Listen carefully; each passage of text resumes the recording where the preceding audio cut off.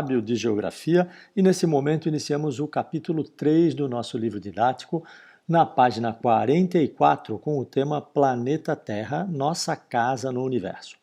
Bom, nessa primeira página do capítulo nós temos uma fotografia apresentando 4 relógios. Um na cidade de Berlim, capital da Alemanha, um na cidade de Helsinki, capital da Finlândia, na cidade de Moscou, capital da Rússia, e um na cidade de Tóquio, capital do Japão. Vocês podem observar que cada um dos relógios apresenta uma hora diferente, certo? No relógio em Berlim nós temos aqui 6h12 da tarde, mais ou menos. No relógio em Helsinki já são 7 e alguma coisa. No relógio em Moscou já são 8h15. E no relógio então em Tóquio já são 2 da manhã, né? Já virou de um dia para o outro. E por que isso acontece? Esse é um dos temas do nosso capítulo 3. Nós vamos descobrir que a Terra executa alguns movimentos, e são esses movimentos os responsáveis pela alteração das horas no nosso dia, pelos os horários diferentes em diferentes regiões da Terra, pelo próprio dia e a noite, pelas estações do ano, que acabam interferindo na temperatura, lugares mais quentes e lugares mais frios. Bom, na página 45 temos o primeiro subtema, a Terra no Sistema Solar. Para entendermos esse assunto, precisamos voltar um pouquinho e entendermos essa primeira palavra em negrito, universo. E entendermos que o universo é composto por planetas, como por exemplo a Terra, estrelas, como por exemplo o Sol, galáxias, como por exemplo a nossa galáxia, a chamada Via Láctea, satélites, como por exemplo a nossa Lua, e vários outros corpos celestes, como meteoros, cometas, as estrelas cadentes, que eventualmente nós vemos no céu. Bom, sobre a formação desse universo não existe um acordo, um consenso entre os estudiosos. E a teoria mais aceita aponta que esse universo tenha sido criado a partir de uma grande explosão inicial, de uma grande massa inicial, e essa grande explosão então jogou pedaços para todos os lados, e esses pedaços ao longo de bilhões e bilhões e bilhões de anos acabaram constituindo as estrelas, os planetas e os demais corpos celestes.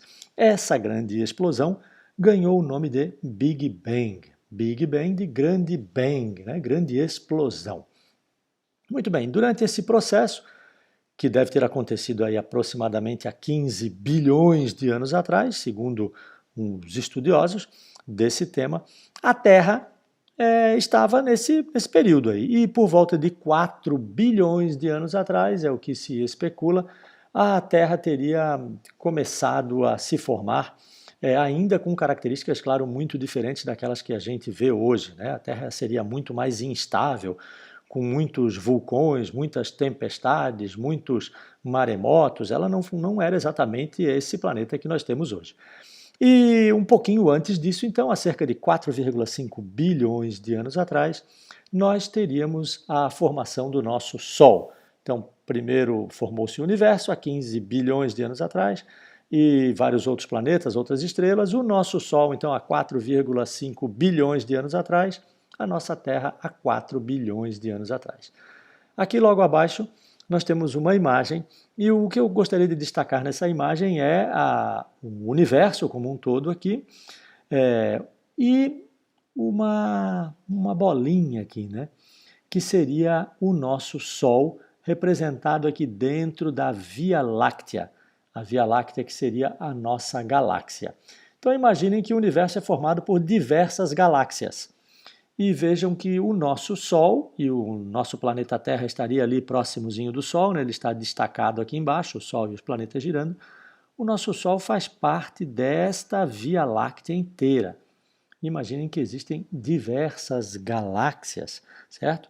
Então, tem muita coisa aí que nós ainda não conhecemos. Mas qual seria o tamanho estimado desse universo?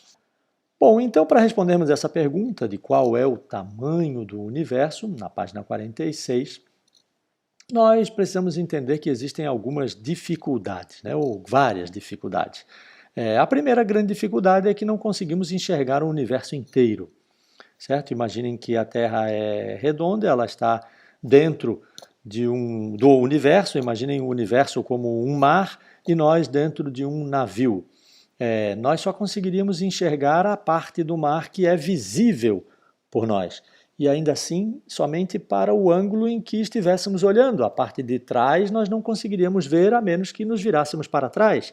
Então é muito difícil de tomarmos essa medida. Por conta disso, os cientistas acabam estimando o tamanho do universo observável, que é essa expressão que está aqui na segunda linha, entre parênteses, universo observável. Uma outra grande dificuldade é que as medidas são gigantescas, né? Não estamos falando de centímetros, de metros ou de quilômetros, como falávamos quando estudamos os mapas. Estamos falando agora de uma unidade nova de medida chamada ano-luz, que mede aí a distância que a luz percorre durante um ano. Imaginem que a luz é a coisa mais rápida que nós conhecemos e nós temos como medir o percurso que a luz faz durante um ano, e esse percurso é de 9,5 trilhões de quilômetros.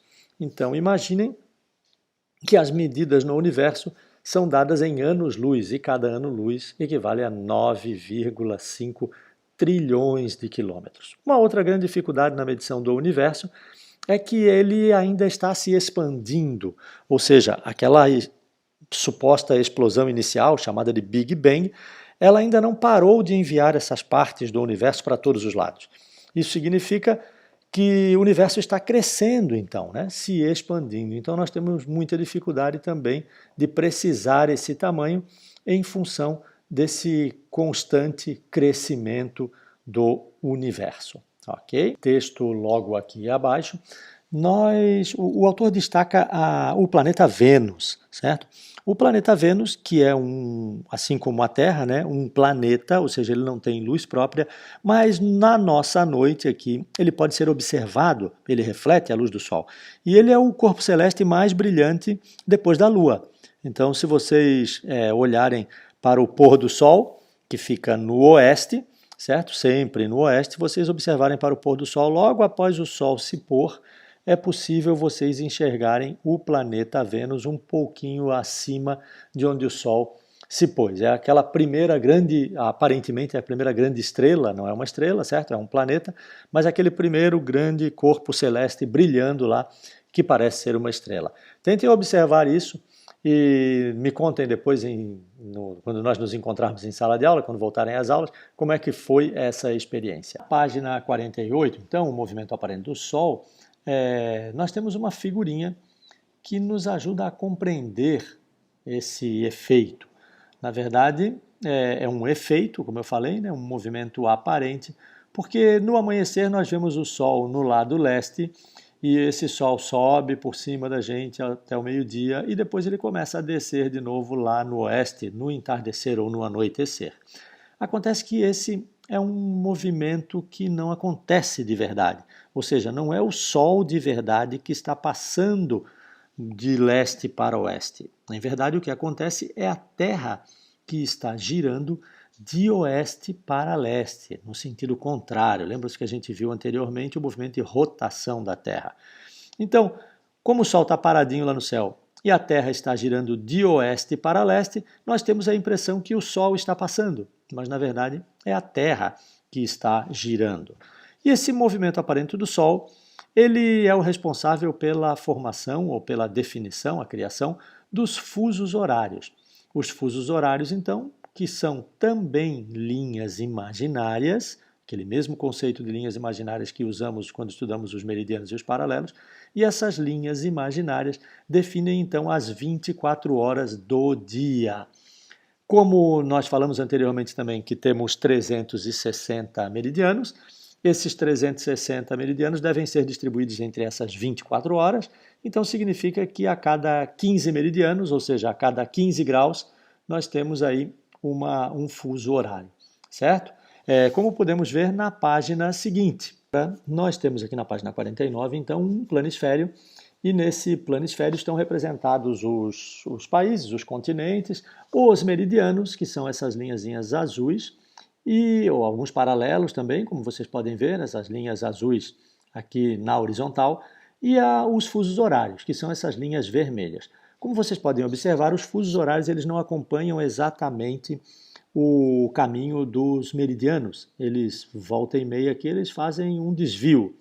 E esses desvios acontecem porque nesse lugar deve haver uma cidade, uma grande concentração populacional, alguma coisa assim, e seria muito complicado fazer a mudança de hora naquele lugar ali. Imaginem vocês que passassem um fuso horário aqui na Avenida Central do Cobrasol. E de um lado da Avenida Central do Cobrasol fosse, por exemplo, 8 horas da manhã e do outro lado da Avenida Central do Cobrasol fossem 9 horas da manhã. Seria muito complicado isso, né? Imaginem a confusão que isso iria causar no comércio, nas pessoas que têm que abrir uma loja de um lado da avenida ou do outro lado da avenida. Então, para que isso não aconteça, em alguns lugares onde o fuso horário, essa linha imaginária do fuso horário, cruza uma cidade, uma concentração populacional, essa linha é desviada, né? A mudança de hora é desviada para que toda aquela população ali viva sobre a mesma hora, e então quando tem um espaço aí sem muita população vivendo, é feita a mudança de hora e na próxima cidade, então, seria a próxima hora, ok? Outro assunto interessante que vemos nessa página, logo aqui abaixo, é a linha internacional de mudança de data, ou seja, existe um lugar na Terra que é o meridiano de 180 graus. Lembram-se, falamos que a Terra teria 360 graus, né? Então poderíamos traçar 360 meridianos. No meridiano do meio, de 180, existe uma outra linha imaginária que é chamada linha internacional da mudança de data. Ou seja, cruzando essa linha, a gente sai de um dia para o outro. Eu vivi uma experiência interessante nessa linha lá em 2006. Em 2006 eu estava fazendo uma viagem pelo mundo, de mochila, assim, e estava conhecendo o mundo, e aconteceu que no dia 26 de novembro, que é o dia do meu aniversário, eu estava numa ilha no Oceano Pacífico Sul, chamada Fiji. Eu tinha ido lá conhecer a ilha, surfar e tal. E daí era dia do meu aniversário e eu precisava, naquele dia, eu estava saindo da ilha, deixando a ilha de Fiji, e voando para o arquipélago do Havaí, que fica no hemisfério norte.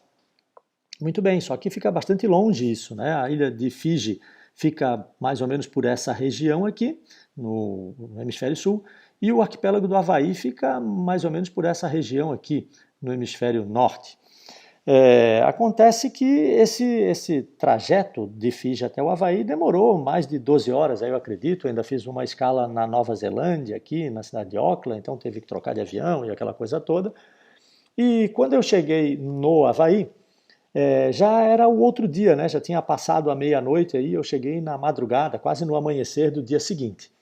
Só que eu não me dei conta disso e quando eu acordei, eu fui para o hotel, fui dormir e quando eu acordei no dia seguinte, no Havaí, eu me dei conta de que o meu telefone celular apontava o mesmo dia que eu tinha saído de Fiji. Ou seja, eu tinha naquele momento cruzado a linha internacional de mudança de data, da esquerda para a direita, e quando a gente cruza nesse sentido, a gente volta um dia. Então, e acabou acontecendo que quando eu cheguei no Havaí, embora fosse o dia seguinte, voltou a ser para mim o dia 26 de novembro de volta, que era o dia do meu aniversário. Então é como se eu tivesse comemorado o meu aniversário em 2 dias, 2 vezes, em 2 lugares maravilhosos que eu sempre tive um grande sonho de conhecer, pude conhecer naquela época lá. Ok? Bom, ficamos por aqui. Lembro a vocês que as atividades que estão no Google Classroom só precisam ser realizadas pelos alunos da modalidade online, certo? Aqueles que estão assistindo essa aula e são da modalidade presencial ou híbrida não precisam fazer essas atividades, mas podem assistir a essa aula sem problema, pois ela auxilia no entendimento da matéria, ok? Tendo alguma dúvida, precisando falar comigo, mandem os questionamentos lá no Google Classroom, e eu vou respondendo à medida que eu vou acessando ali. Nem sempre eu vou responder no mesmo dia, porque nem sempre eu consigo acessar naquele momento, ok? Na próxima aula, então, nós daremos prosseguimento e começaremos a falar do outro grande movimento que a Terra faz, que é o movimento de translação, ok? Fico por aqui e um abraço a todos.